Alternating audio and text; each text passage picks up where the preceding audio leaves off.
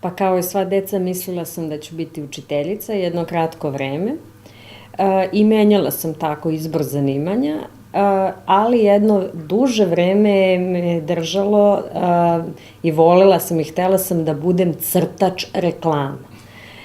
Sama sam crtala i osmišljavala propagandne poruke i kampanje za neke brendove, najčešće sokove. Pa, nažalost, moja prva asocijacija vezana za ekonomski fakultet jeste u stvari vreme u kom sam ja studirala, a to vreme je bilo vreme ratova, 90. godine, od 91. na ovamo. I prvo čega se setim kada pomenem ekonomski fakultet je u stvari taj period koji bi trebalo studentima inače da bude najbolji, meni bio u životu dosta težak. Ali ekonomski fakultet je u stvari, kada samo razmislim o ekonomskom fakultetu i vremenu provedenom na ekonomskom fakultetu, asocijacije su sve pozitivne. Pa, najzanimljivije mi je bilo da učim nove stvari. Ja sam i danas kao osoba radoznala i mnogo volim da učim. Ja sam jedan prototip štrebera. A najteže mi je bilo u stvari kako da pristupim stvarima koje me ili malo zanimaju ili sa kojima se ne slažem. I onda sam imala izazov da sam morala da posvetim vreme nekim temama, a nisam se slagala s njima. Rodila sam se sa stavom.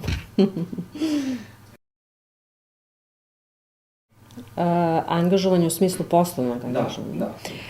Pa, mene je preporučio profesor Maričić.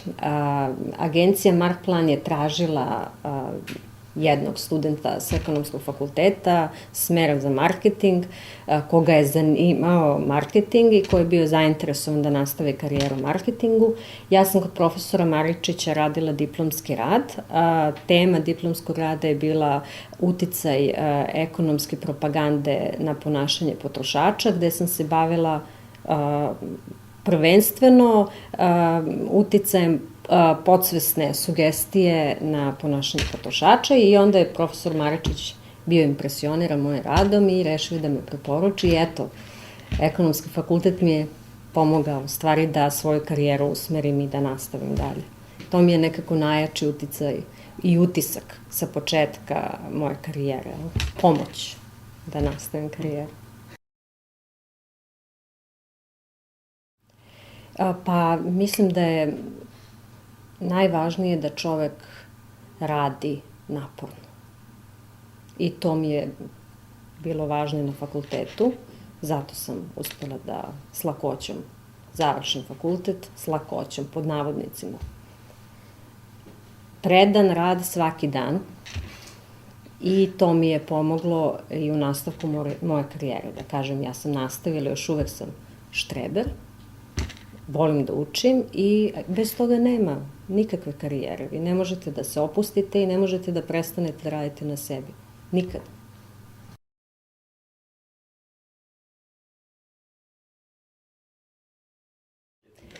Pa u stvari ja sam htela da radim u marketing agenciji i da se bavim, evo ovako da kažem, u srednjoj školi sam čula za pojam marketing i pre toga sam htela da crtam reklame, da tako kažem. Znači, htela sam, više me vukao grafički dizajn. Ali u srednjoj školi sam razumela da postoji jedno zanimanje koje dizajneru govori šta treba da crta. Znači, da postoji mozak koji objedinjuje sve aspekte tržišnog nastupa, koji uvažava sve faktore i onda sedi i razmišlja i kaže različitim učesnicima od grafičkog dizajnera do nekog ko pravi proizvod, kaže šta treba da se napravi, šta treba da se nacrta. I to je marketar. i ja sam onda odabrala da se bavim marketingom. I rešila sam da radim u marketing agenciji, ne samo da se bavim oglašavanjem, nego upravo da kreiram inovacije. Sticajem okolnosti došla sam u Markplan, u marketing agenciju, što jeste bilo ostvarenje mojeg snova, ali tu sam počela karijeru u istraživanju. I onda sam shvatila da su istraživanja ta koja prethode svakoj strateškoj odluci ili taktičkoj, trebaju da prethode i u stvari mene zanimalo, shvatila sam da je to ono gde želim dalje da se razvijam i eto, tu sam.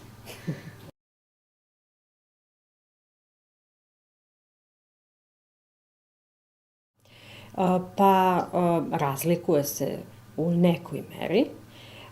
Razlikuje se u tome što vi kad ste sami, osim što ste svoj gazda, da tako kažem, kao mala kompanija nemate ni toliko puno mogućnosti da učite od najboljih.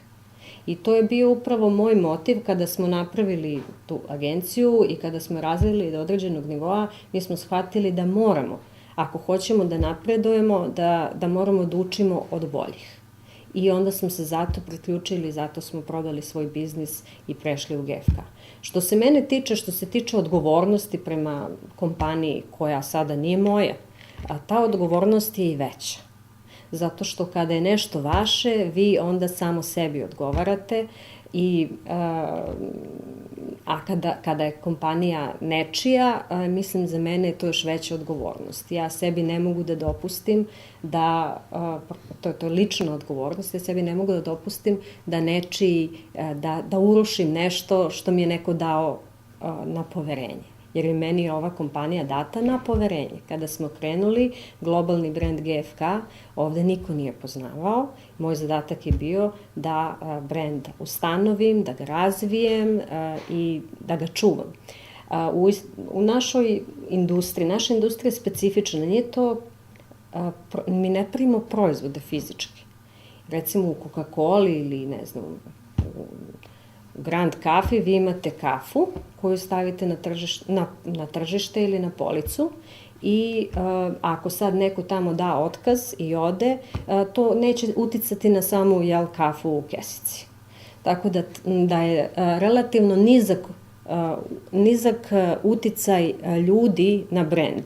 On postoji veza između kvaliteta kadrova i brenda, svakako postoji, ali je ta veza mnogo manje rizična. Zato što je brend na polici taj koga potrošači znaju. A u našoj industriji, uslužnoj industriji, posebno kad prodajete znanje, ljudi su brend. I nije baš lako pozicionirati ljude kao brend na samom tržištu. U GFK mene motivisalo da pređem u GFK upravo ta mogućnost da učim od najboljih i kada smo pregovarali, u procesu pregovora videla sam da nam se kulture jako poklapaju. I ja sam, pre toga sam radila u kompanijama koje su bile vrlo strukturirane, organizovane, hijerarhijski postrojene. Unutar GFK postoji određena toplina i neka vrsta neformalnosti koja je meni jako godila. I ta vrsta neformalnosti je pomogla meni, ja sam tada imala 28 godina, da postane managing direktor u jednoj globalnoj kompaniji. Jer da vi niste otvoreni, vi nikad ne biste pustili, da kažem, gotovo detetu da radi taj posao koji sam ja radila. I meni se ta kultura jako dopadala, koja je merila vrednosti, dopustile da ja budem ono što jesam, a nije bila zainteresovana toliko za prosto hijerarhiju i one formalne administrativne stvari.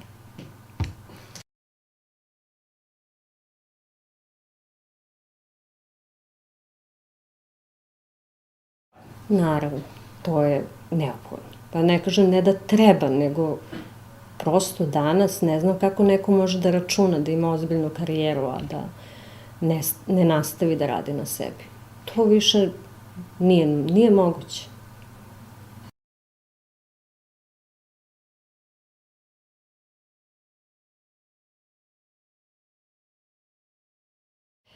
Pa znate kako, rekla sam na početku priče da sam ja jedan radnik, veliki radnik i da sam vredna. I kad su deca došla i kad sam želela decu, u stvari shvatila sam da to nije nikakav problem. Da ljudi koji se inače žale na te obaveze su ljudi koji inače nisu puno radili. Za mene koja sam radila onoliko da uskladim porodicu u to i da stavim mesto svoju, da napravim prostor za svoju decu i za ono što volim, to nije nikakav problem bio. Ja sam slušala majke u parkiću koje se žale kako ih dete budi nekoliko puta noću. Meni to stvarno ništa nije bilo teško i ja mogu da kažem da sam, sad su već deca veća, imaju stari sin ima 7 godina, ćerka ima 4. Meni to ništa nije bilo teško. S druge strane, morala sam drugačije da organizujem posao. Ja sam ranije sebi dopuštala periode neefikasnosti. Tražila sam inspiracije. Naprimer, dozvolila sam sebi da sedim 2 sata da ne radim šta je važno i u momentu kada dobijem inspiraciju da tada radim. Taj period čekanja inspiracije više ne postoji. Znači, sada uzmem, radim, završim i idem dalje. I trudim se da ne radim u dečije vreme, tako da kažem. Trudim se da odem kući u 5 sati i najčešće idem, ako ne moram da idem na službeno putovanja ili ako popodne nemam nekakve aktivnosti vezane za posao, ali to je retko. Znači, trudim se da idem kući u 5 i da to vreme od 5 dok deca nelegno spavaju provedem sa decom. Međutim, ja, naravno, kao i svi, moram da radim prekovremeno i moram da učim, da imam neko vreme za učenje. To je ujutru od 4 do 7, to je moje vreme kada ja mogu da radim ili taj overtime posao ili da radim na sebi, da učim. Pa svakako im. Ako se studenti nadaju da je to što nauče na Ekonomskom fakultetu dovoljno, onda za njih nema nade. Moraju sve vreme dok uče i studiraju da rade na sebi dodatno, u smislu da puno rade na tome da dobiju bilo kakvu praksu, bilo kakav uvid šta se zaista u životu poslovnom dešava, kakva su zaista pravila i šta je zaista važno. Mislim da studenti nikako ne smeju sebi da dopuste da im studiranje bude jedini posao koji rade tokom studiranja.